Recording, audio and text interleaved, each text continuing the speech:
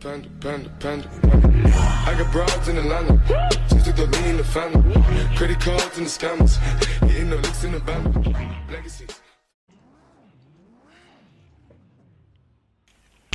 Hi guys, this is AOR David Ben, and today we're at round 6 of the AOR PS4 GT3 League at the BRNO circuit.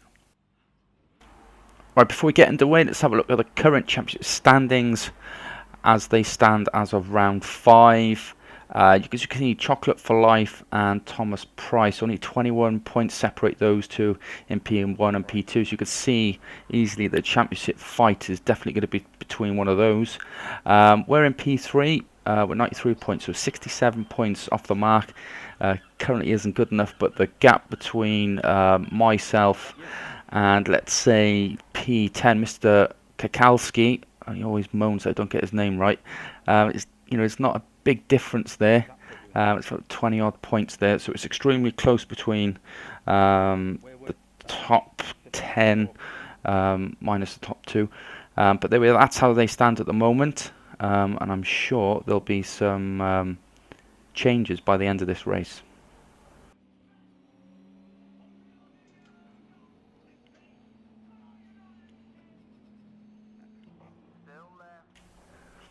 So here we go, end of formation lap now. We've got Buffon in P1, who's going to lead the race and lead the acceleration point, and we're going to try and get close to Thomas Price, who's in P2 right next to us.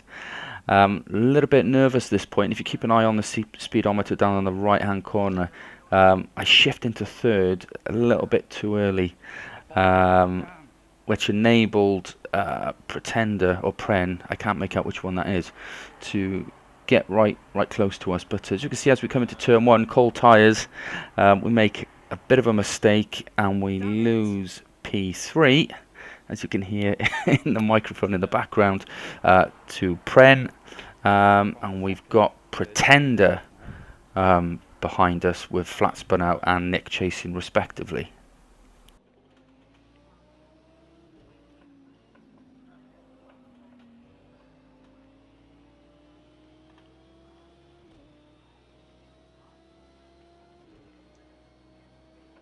Shuffle.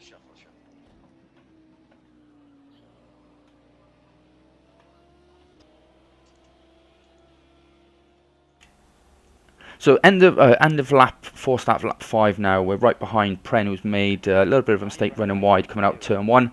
I've been trying to get past him for the last couple of laps, but to be fair to him, he's really kept his composure.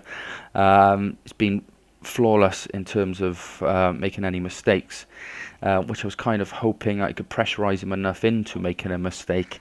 But in the last 5 laps, he's not made any. But that's going to change.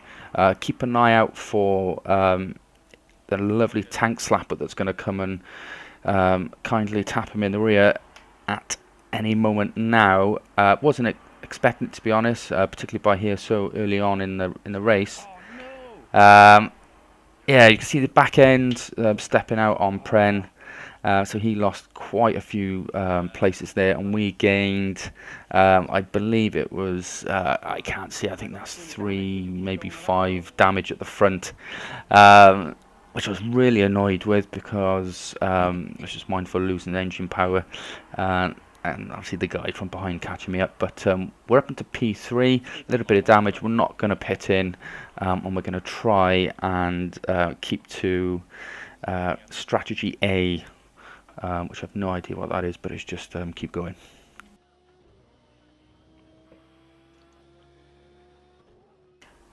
So just coming through the last couple of corners now of lap 18, we can see we've got Buffon National in the pits, so we will take P2 for the moment. So yeah, lap 19, we've had a really quiet race.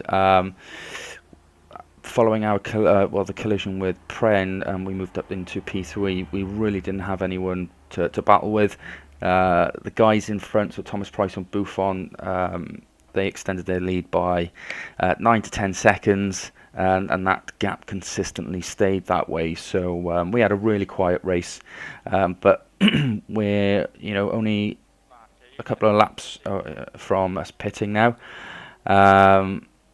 and we just need to keep our head down, keep our composure, try not to make any mistakes. So far so good, which is surprising considering throughout every race I've done this season, I've always spun out. So we'll see how it goes. So far so good, we're on the podium. We can't ask for more than that at the moment. It's still So end of lap 19, start of lap 20, decided to come in and pit. We've got flat spun out, and a couple of the other guys behind us who have just gone past us. They haven't pitted yet. So we can see we've dropped down into P5 now. We're Buffon. He's taken back his plate, so he's in a net lead P2 at the moment. So we managed to get out in clean air, no traffic, which is a plus. We're in P5, start of lap 20, and granted, the two guys ahead of us have still got a pit.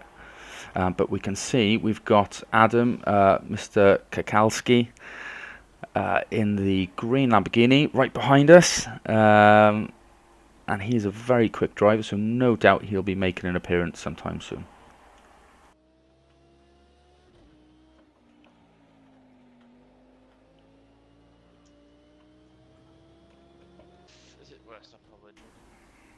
So here we go, lap 25, and Adam is right on our gearbox. Actually, depending on how you look at that, I'm not sure where the gearbox is in this cab, whether it's the front or the back, but either way, he's right behind us, and he's going to be making a move shortly, because I outbrake this turn, got a little bit deep, and he manages to slide on by. So that drops us down into P4, but I was unaware at this point that he'd actually needed to pit, which would have been his second pit stop, so we'd actually gain that place back. But keep an eye out coming into turn one.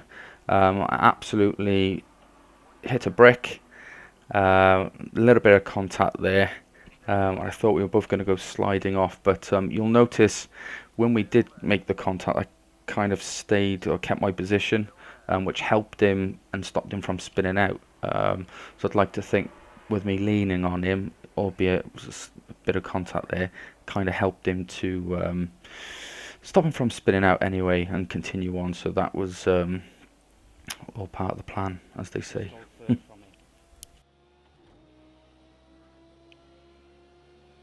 Well, get it back.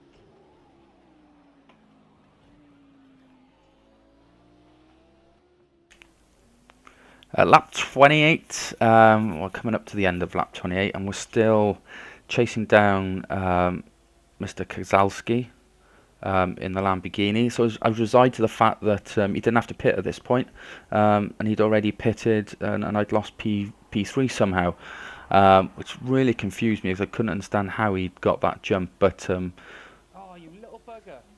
you'll notice the end of lap 28, you can see he just dives into the pits, and I was fuming at that point because I just couldn't work out how he'd done that. But I was so relieved anyway. So we got P3, and you'll notice if you look in the diagram in the top right hand corner, we're catching Buffon rather rapidly, to be honest. I wasn't aware at this point he'd actually had 28 damage on the front and some other bits and pieces to his front suspension. So we had 1.5 laps effectively to catch him up, and you could see he's right in front of us. So and we were doing pretty good times at the moment, 2:02, 2:01 the last lap. So I was quite comfortable and quite convinced, providing I could keep it clean, I was going to catch him. You can see at the moment I'm absolutely making paces on him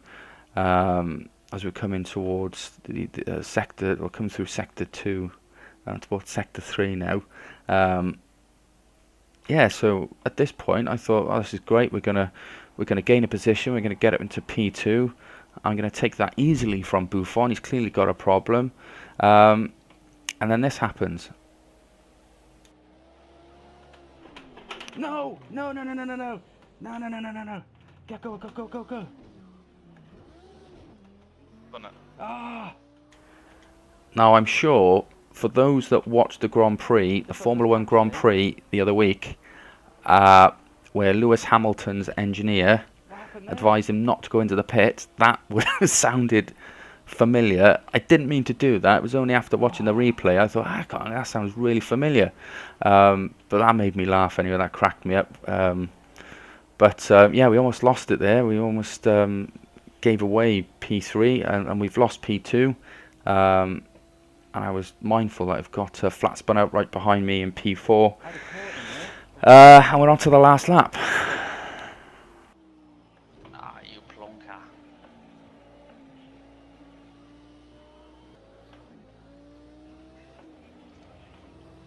Yeah, I'm concentrating on that haven't been lapped. There he is! Oh, no way! Last lap. And I'm literally right behind him, but he's going to beat me. Lick it. So end of lap 30, end of the race. You can see Buffon just crossing the line. So that's us for P3. Really happy with that.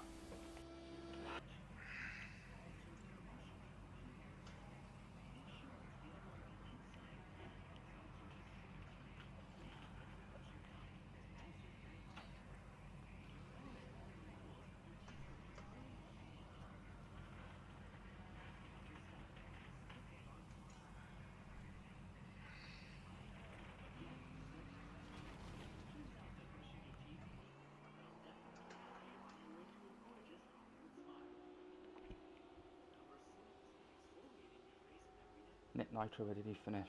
Big Daddy, 14th. Wow. He retired. It does quite easily.